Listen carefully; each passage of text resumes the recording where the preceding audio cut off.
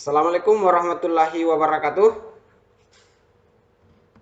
Berjumpa kembali dengan Bahar pada channel Baharudin Bere.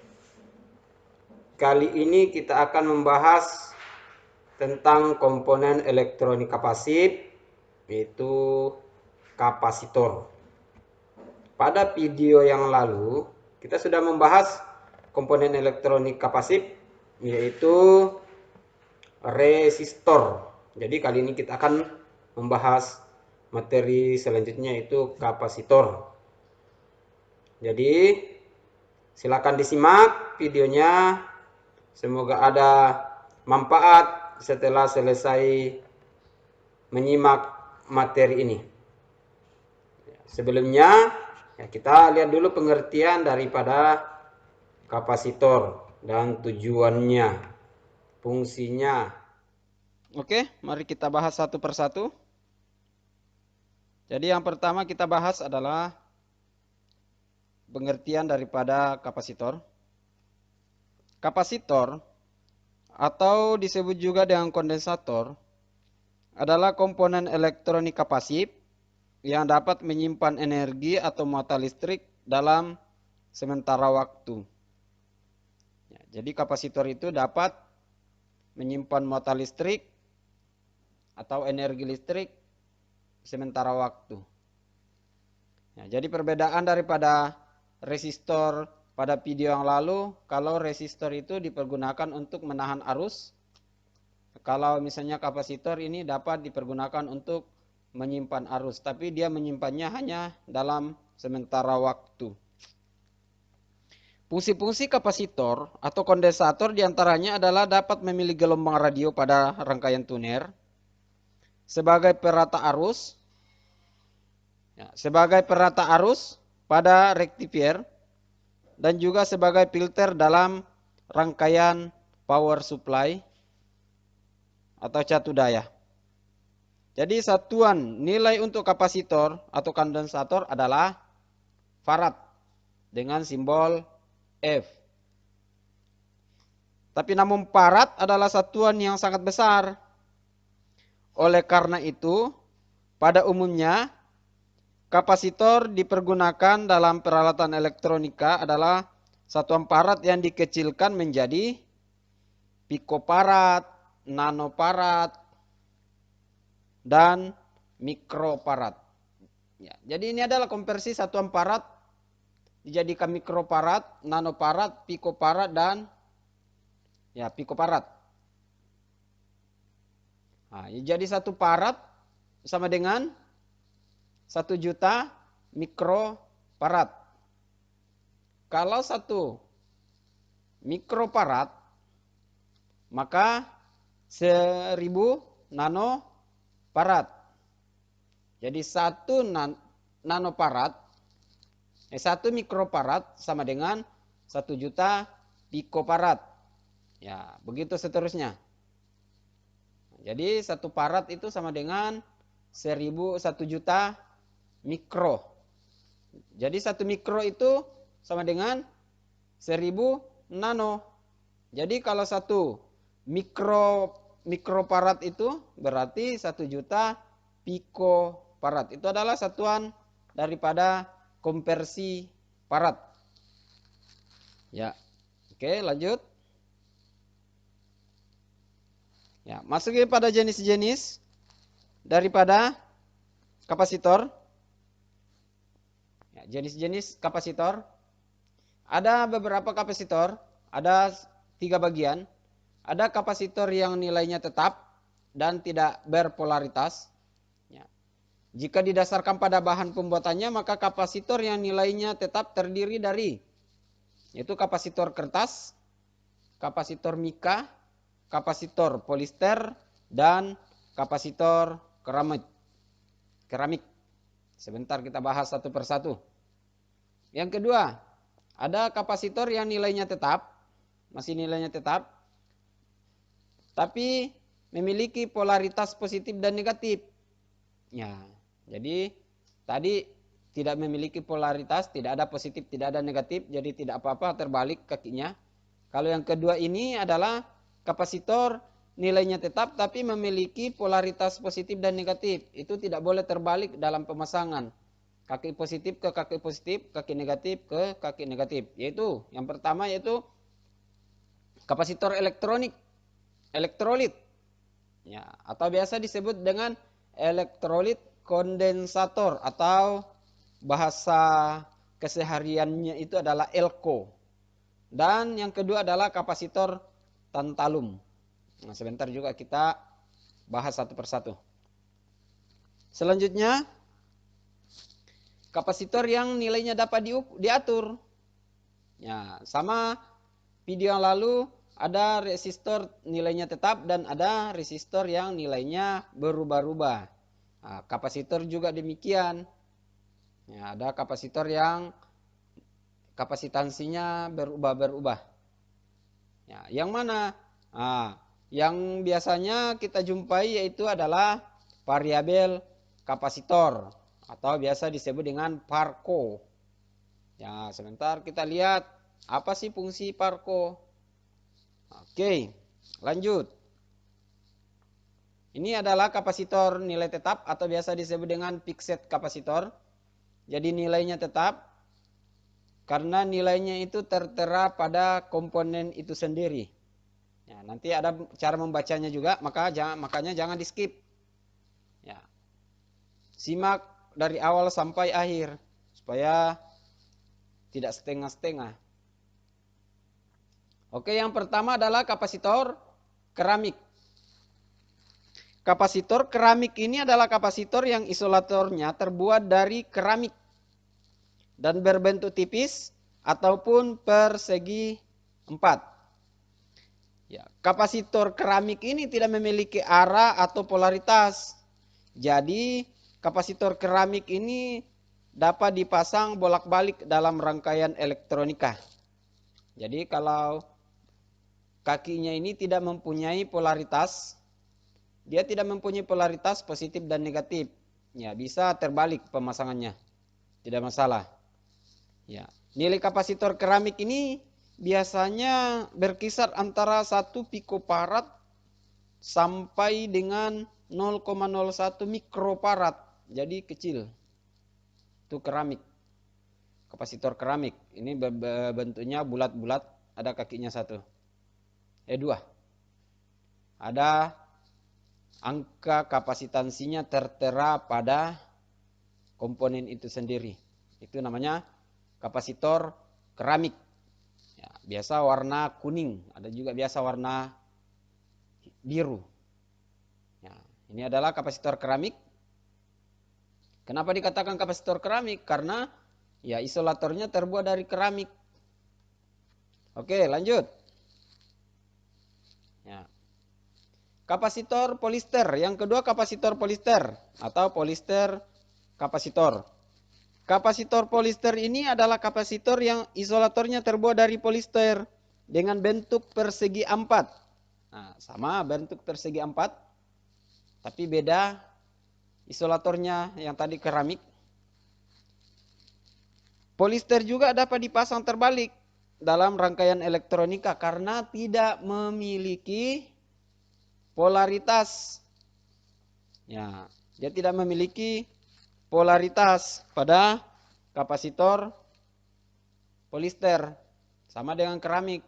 Jadi tidak apa-apa terbalik dalam pemasangannya. Oke, untuk kapasitor polister. Nah, sebentar kita akan belajar untuk menghitung berapa sih kapasitansinya apabila tertera sekian-sekian di komponen. Oke, lanjut. Kapasitor yang ketiga. Yaitu kapasitor kertas atau biasa disebut dengan kapasitor paper. Ya. Kapasitor kertas adalah kapasitor yang terbuat dari kertas. Ya. Jadi isolatornya ini terbuat dari kertas. Makanya dikatakan kapasitor kertas atau paper kapasitor.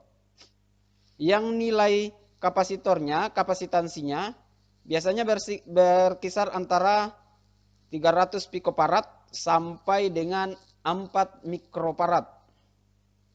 Ya, kapasitor ini juga tidak memiliki polaritas.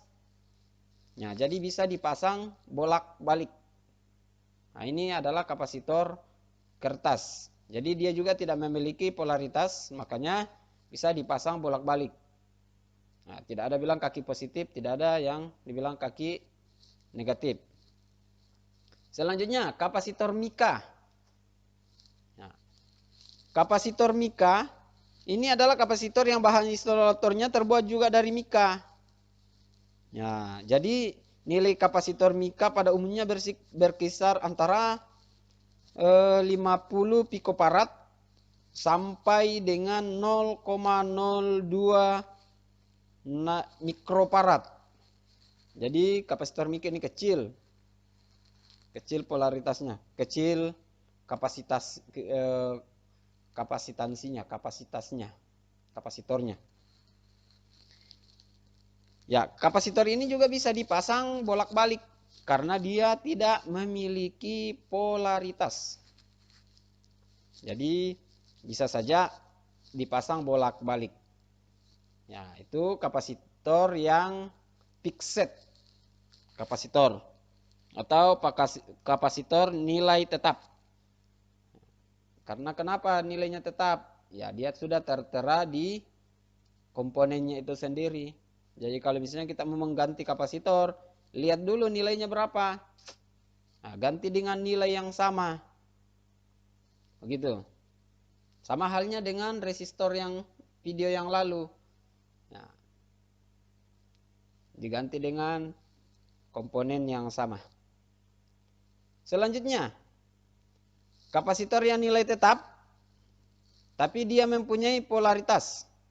Yang pertama itu kapasitor elektrolit atau elektrolit kapasitor atau biasa disebut dengan ELCO, elektrolit kapasitor. Kapasitor ini bahan isolatornya terbuat dari elektrolit.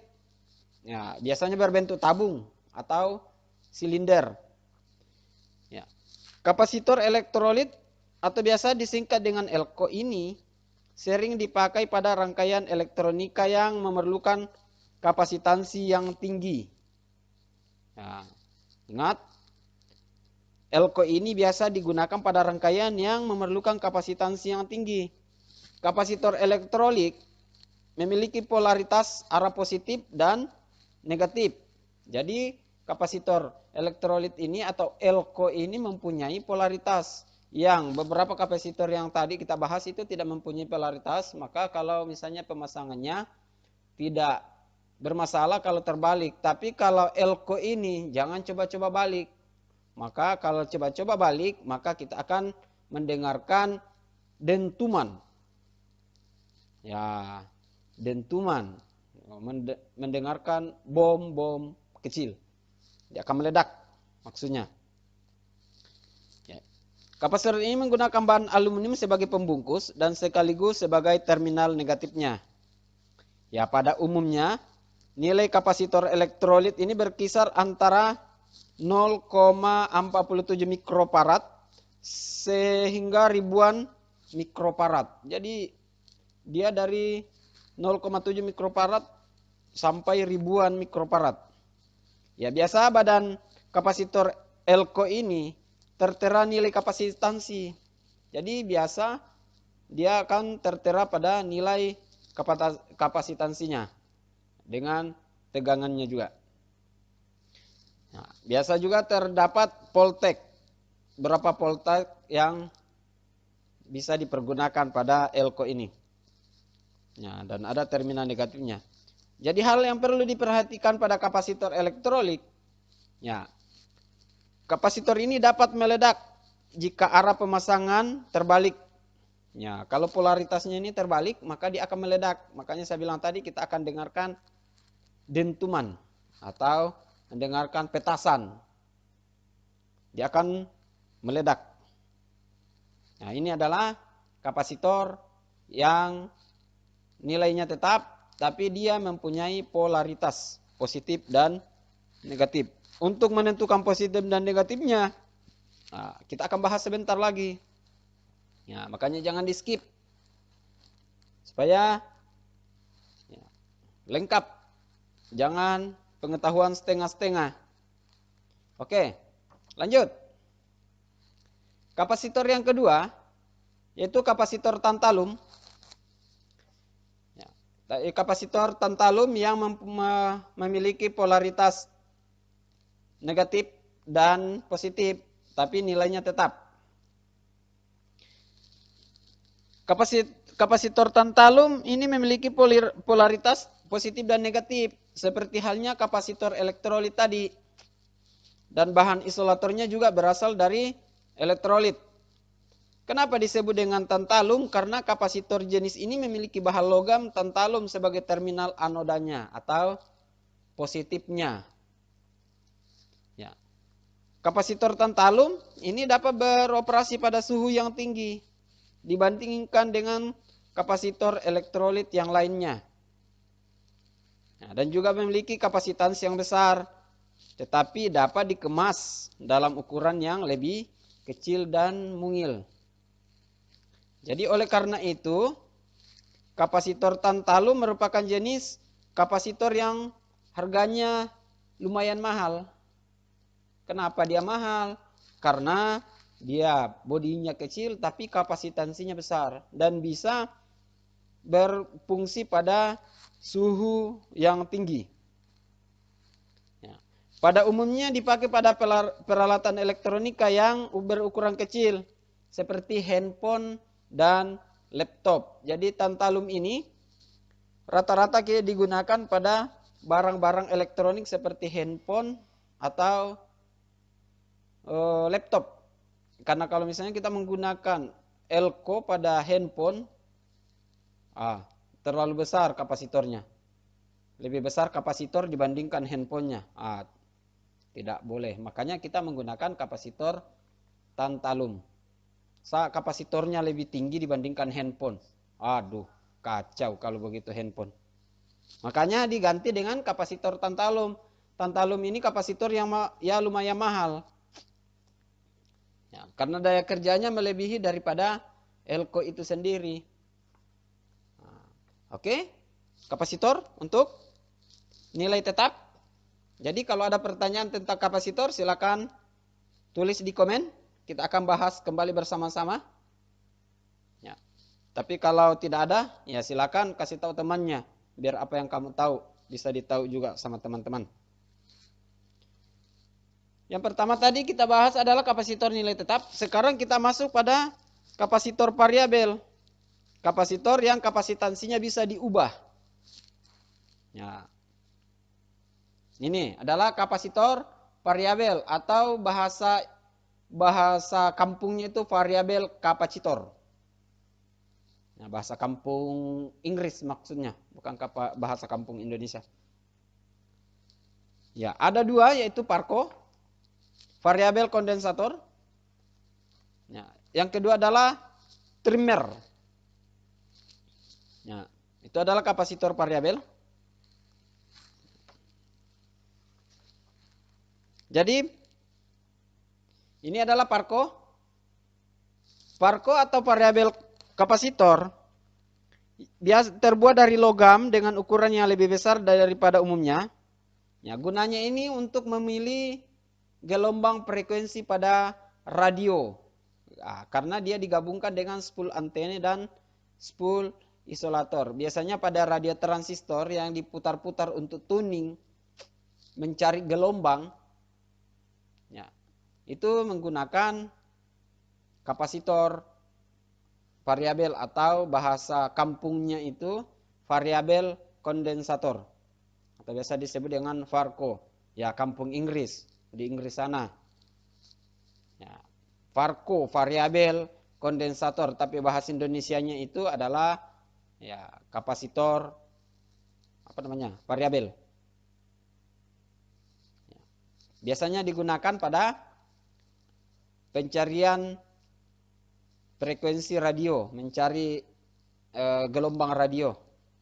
Nah, biasanya segi 4 dan ada putar-putarnya, itu namanya Parco. Ya, kapasitansinya biasanya berada pada 100 picofarad sampai dengan 500 picofarad. Ya. Ada juga yang kedua, yaitu trimer. Ya, trimer ini adalah jenis kapasitor variabel yang memiliki bentuk lebih kecil sehingga harus menggunakan obeng untuk dapat memutar poros pengaturnya. Trimer. Jadi kita harus menggunakan obeng trim put untuk memutar poros pengaturnya. Ya, jadi trimer ini terbuat dari dua plat logam yang dipisahkan oleh selembar mika dan juga terdapat sebuah skru yang mengatur jarak kedua plat logam tersebut sehingga nilai kapasitansinya menjadi berubah. Ya, biasanya trimer kita gunakan pada rangkaian elektronika untuk menempatkan pemilihan posisi frekuensi atau fine tune. Ya, fine tune. Ya, nilai kapasitansi trimer ini sampai 100 picofarad. Jadi ini digunakan apabila kita sudah memutar parko tadi, sudah mendapatkan gelombang, ya, tapi suara pada radio itu belum maksimal, belum stereo, maka kita menggunakan trimer untuk mensempurnakan. Nah, itu gunanya trimer. Ya. Jadi untuk parko tadi itu digunakan untuk mencari gelombang radio. Ya, pada zaman 90-an itu menggunakan radio transistor untuk biasanya mendengarkan sandiwara, mendengarkan berita, pokoknya banyak didengarkan pada RRI. Ya, masih menggunakan putar-putar, maka itu menggunakan parko. Pada saat ini sudah jarang menggunakan parko tuning. Kenapa? Karena mencari gelombang itu sudah sistem digital. Nah, seperti itu. Dulu masih sistem manual, makanya kita menggunakan parko tuning. Nah, begitu. Ya, jadi parko tuning ini kita gunakan untuk mencari gelombang radio. Gunanya trimer untuk menyempurnakan daripada parko. Sistem kerja daripada parko tuning. Salah satu fungsinya trimer. Nah, oke, ini adalah dua macam kapasitor. Sudah tiga macam. Yang pertama tadi adalah kapasitor yang nilainya tetap tapi tidak memiliki polaritas. Dan yang kedua adalah kapasitor nilainya tetap tapi memiliki polaritas. Yang ketiga adalah kapasitor yang nilainya berubah. Oke? Nah, lanjut. Nah, ini adalah cara membaca nilai pada kapasitor. Ini cara membaca pada nilai kapasitor. Untuk kapasitor keramik, kapasitor kertas, kapasitor mika, kapasitor polister, atau kapasitor non polaritas lainnya, pada umumnya dituliskan kode nilai di badannya. Nah, seperti tadi saya perlihatkan. Seperti ada misalnya 10 4J, 202M, 473K, dan lain sebagainya. Jadi maka kita perlu menghitungnya ke dalam nilai kapasitansi. Nah, kapasitansi yang sebenarnya. Jadi perhatikan cara menghitungnya, cara menentukan. Kalau misalnya pada kapasitor keramik, ya ini kapasitor yang pertama tadi yang kapasitor nilainya tetap tapi tidak mempunyai polaritas. Ya. Bahkan nilainya tertera pada badan kapasitor itu, tertera pada komponennya seperti ya 104J, 202M, 43. Maka untuk menghitungnya silakan kita lanjut. Nah, untuk misalnya contoh salah satu. Karena pada salah satu contoh adalah keramik, karena pada intinya sama semua. Yang pastinya dia tidak mempunyai polaritas, cara menghitungnya sama. Untuk kapasitor keramik, dia ada angka yang merupakan 2 angka dan ada yang merupakan 3 angka. Ya, seperti ini di atas. Ini Ya, membaca nilai kapasitor keramik yang memiliki 3 angka. Ya, 3 angka 1 huruf. Seperti itu. Jadi cara menghitungnya bagaimana? Untuk 3 angka. Nah, kita lihat. Ya. Contoh untuk membaca nilai kapasitor keramik pada seperti gambar di atas. Ya. Pada seperti gambar tadi, yaitu AMPA 3J. Misalnya dia tertera pada nilai AMPA 3J. AMPA 73J. AMPA 73J. Jadi caranya menghitungnya bagaimana? Nah, sama kemarin waktu kita membahas masalah resistor. Ya, resistor keramik. Jadi AMPA 73J tadi atau Z ya? Kita lihat. Z. AMPA 3Z. AMPA 73Z. Jadi cara menghitungnya, angka pertama dan angka kedua itu merupakan nilai dari kapasitor tersebut. Yang angka ketiga adalah hasil kali jumlah nol yang diberikan. Misalnya AMPA 73 berarti 47 dikali 10 pangkat 3. Begitu. Jadi 47 kali 10 pangkat 3. Atau dengan kata lain 47 ditambah 0,3. Jadi 47.000 picofarad. Nah, begitu. Nah, 47.000 picofarad. 47 kali 10 pangkat 3 berarti 47 kali 1000. Jadi angka pertama masih angka kedua juga masih angka, dan angka ketiga adalah jumlah nol. Dan untuk huruf yang di belakangnya itu misalnya Z itu adalah nilai toleransi. Nah, jadi Z itu berapa? Ini adalah tabel. Z itu adalah kurang lebih 80% minus, plus, dan minusnya 20%. Berarti cara menghitungnya bagaimana? 47.000 ditambah 80% dan dikurang 20%. Jadi dia berkisar antara 47.000 ditambah 80% yaitu 37.600 nilai toleransinya. Ya, kalau misalnya untuk 20% maka 84.600. Itu. Jadi maksudnya maksimalnya yaitu ya 84.600, minimal kapasitansinya itu adalah 37.600. Nah, itu nilai toleransi.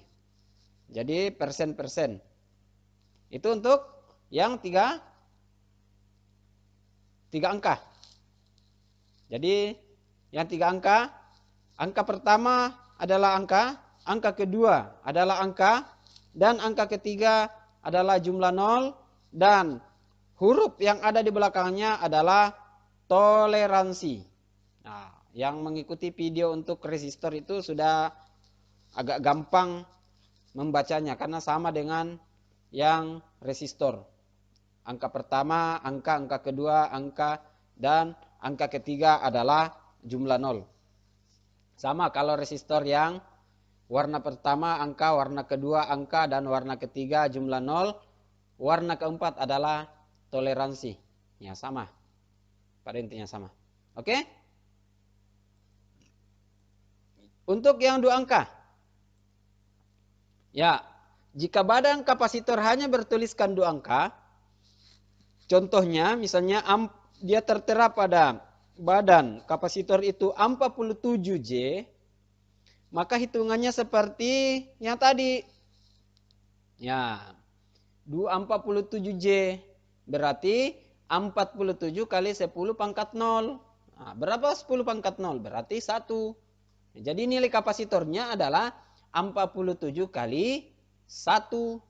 Jadi nilainya sama dengan 47 pikofarad. J-nya itu apa? Ya toleransi. Nah, seperti itu. Itu contoh kedua untuk yang bertuliskan 2 angka. Jadi langsung saja 47J berarti 47 pikofarad. Ya, toleransinya berapa? Yang J tadi. Nah, kita lihat yang J itu berapa yang J? Nah, adalah 5%. Nah, jadi J itu adalah 5% toleransi dari 47. Oke. Nah, baru bagaimana kalau dia ya sama tadi yang 3 angka. Misalnya 222K terdapat di badan keramik, kondensator keramik itu 22K. Nah, triple 2. Berarti angka pertama 2 itu adalah angka kedua adalah angka, dan angka ketiga adalah jumlah 0. Berarti 2200. Karena 22 kali 100. Kenapa dikali 100? Karena ada 2, nilai 2 di angka ketiga berarti ditambah 02. Berarti 22 ditambah 02 sama dengan 2200. Begitu anak TK.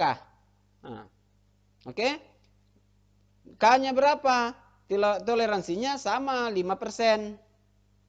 Nah, gitu. Jadi nilai untuk menghitung berapa persenannya ya nilai kapasitor dikurang 5% dan nilai kapasitor ditambah 5%. Itulah rentang daripada toleransi. Ya. Untuk kapasitor chip atau chip kapasitor yang terbuat dari keramik, nilai kapasitansinya tidak terletak pada badan kapasitor chipnya, maka ya kita perlu label kotaknya untuk mengetahui nilai atau diukur dengan LCR meter ya atau multimeter yang dapat mengukur kapasitor. Karena seperti misalnya kapasitor yang ada di handphone atau kapasitor yang ada di laptop, terkadang nilainya sangat kecil dan kadang juga tidak tertera di situ, maka kita harus menggunakan alat ukur yang namanya kapasitansi meter atau biasa disebut dengan LCR meter. Bisa juga kita menggunakan multimeter untuk mengukur. Nah, seperti itu caranya. Ya. Jadi kalau ada pertanyaan ya silakan bertanya di kolom komentar. Oke, lanjut. Ya. Yang kedua, untuk kapasitor elektrolit atau elko, nilai kapasitansinya telah tertera pada label badannya. Ya, itu yang sangat jelas. Jadi sangat mudah untuk menentukannya. Misalnya contohnya ya 100 mikrofarad 16 volt, 470 mikrofarad 10 volt, 1000 mikrofarad 6,3 volt ataupun 3300 mikrofarad 16 volt. Seperti pada contoh. Kita perhatikan pada kotak warna hitam, kotak warna merah, dan ada tanda panah warna kuning. Ya. Jadi yang menunjukkan pada 16 volt ini adalah seberapa besar tegangan yang bisa bekerja pada elko tersebut. Berarti 16 volt. Ya. Di sini ada 3300 mikrofarad, berarti langsung saja dia mempunyai mikrofarad, berarti nilainya sama dengan 3300 mikrofarad. Tidak perlu lagi dihitung-hitung kayak tadi. Karena dia langsung menunjukkan bahwa elko ini adalah nilai kapasitansinya yaitu 3300 mikrofarad dengan 16 volt. Ya. Ini. Yang kedua pada kotak yang ketiga ini Itu ada CE 105 derajat Celcius, berarti ya daya tahan panas kapasitor juga, daya tahan panasnya yaitu ya maksimal 105 derajat Celcius. Jadi kalau sudah lewat dari 105 derajat Celcius, maka dia akan meledak. Seperti itu. Nah, elko ini seperti tadi memiliki polaritas, ada positif dan negatif. Bagaimana cara menentukan negatif, kaki negatif? Lihat pada badan elko. Pada badan elko itu terdapat strip putih, berarti itu adalah kaki negatif. Jadi jangan salah pasang. Cari strip-strip yang negatif, itu adalah ya, itu namanya kaki negatifnya. Jadi yang satunya itu adalah kaki positif. Jadi menghitungnya itu lebih mudah untuk elko, tidak sama yang tadi yang tanpa polaritas. Oke? Bisa? Nah, oke. Jadi seperti itu cara pembacaan daripada kapasitor. Ya, jadi kalau ada pertanyaan, silakan bertanya pada kolom komentar. Ya. Atau kalau malas bertanya pada kolom komentar, silakan ulang-ulang videonya. Supaya lebih tahu. Ya. Itu adalah, jadi kesimpulan daripada pembahasan kita kali ini adalah yang pertama, komponen kapasitor itu adalah komponen yang bisa menyimpan arus atau tegangan untuk sementara waktu. Dan kapasitor ini terdiri dari tiga macam, yaitu kapasitor yang memiliki nilai yang tetap tapi tidak mempunyai polaritas. Ya. Contohnya kapasitor kertas, mika, kapasitor polister, dan kapasitor keramik. Dan yang kedua kapasitor yang nilainya juga tetap tapi memiliki polaritas, yaitu kapasitor elektrolit atau biasa disebut dengan elektrolit kondensator, elko, dan kapasitor tantalum. Dan yang ketiga itu kapasitor yang nilainya dapat diatur. Ya, di antaranya itu adalah variabel kapasitor dan trimer. Nah, jadi perhatikan simbol kapasitor. Ini, jadi cara membaca pada kapasitor keramik atau cara membaca pada kapasitor yang tidak memiliki polaritas itu dilihat di komponen kapasitornya itu tertera angka-angka. Angka pertama itu masih angka, angka kedua adalah masih angka, dan angka ketiga adalah jumlah nol. Ya. Jumlah nol. Misalnya 104 berarti 10 kali 10 ditambah 04. 10 ditambah 04 berapa? Berarti 10 tambah 04 berarti 100.000. Nah, 100.000 pikofarad. Karena kalau keramik dan teman-temannya itu kita menggunakan satuan pikofarad. Untuk huruf yang di belakangnya adalah toleransinya. Seberapa besar toleransi maksimal dan seberapa besar toleransi minimal. Itu adalah pembahasan masalah kapasitor. Dan untuk kapasitor elektrolit atau elko, kapasitor ini dia memiliki polaritas positif dan negatif. Untuk membaca kapasitansinya, maka dia akan tertera pada badannya, badan kapasitor itu. Itu misalnya 4.700 mikrofarad dengan 25 volt. Dia mempunyai polaritas positif dan negatif. Untuk menentukan negatifnya itu kita lihat pada strip warna merah. Itu adalah kaki negatif. Dan yang ketiga untuk kapasitor Parco.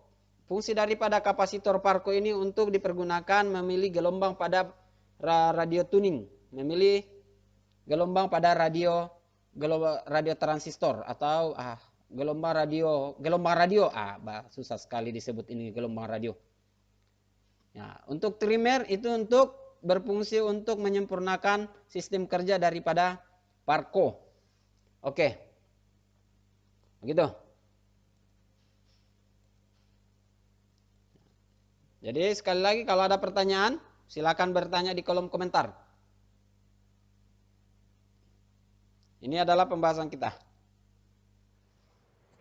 Demikian pembahasan kita. ucapkan terima kasih atas perhatiannya, ya, dan luang waktu rekan-rekan untuk menyimak video saya. Ya, semoga apa yang kita pelajari kali ini bisa berguna pada diri sendiri. Dan jangan lupa kalau bermanfaat, silakan like dan share ke teman-teman agar apa yang Anda tahu pada saat ini bisa ditahu juga oleh teman sendiri. Sekian, terima kasih. Assalamualaikum warahmatullahi wabarakatuh.